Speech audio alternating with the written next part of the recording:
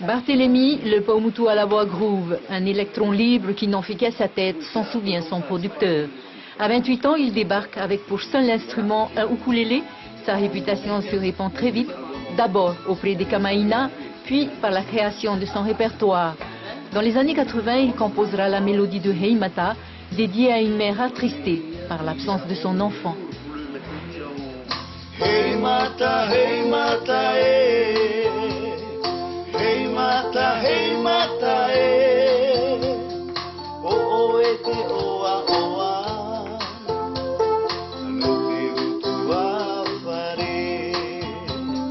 Je l'ai emmené à Rarotonga, en Nouvelle-Zélande, en Amérique, à Hawaï, tout ça.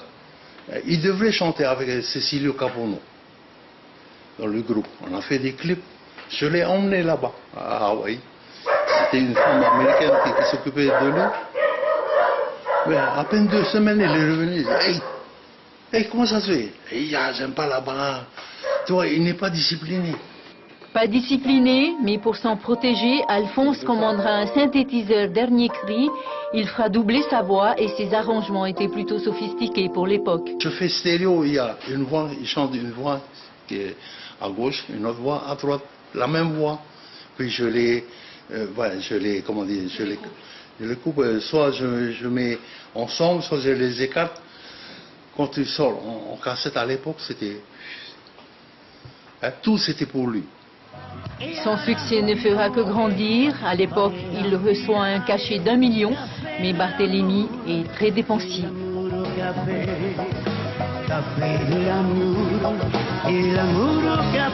Vous avez été comme un papa pour lui?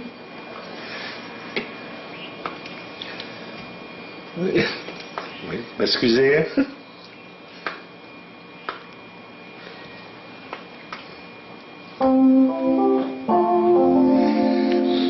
Ses plus grands succès seront enregistrés au studio d'Alphonse, puis à Océane Productions et enfin chez Hapipi.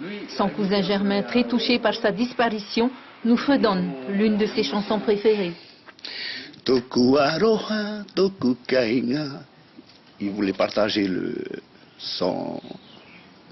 Paumotu dans le monde entier à travers la chanson.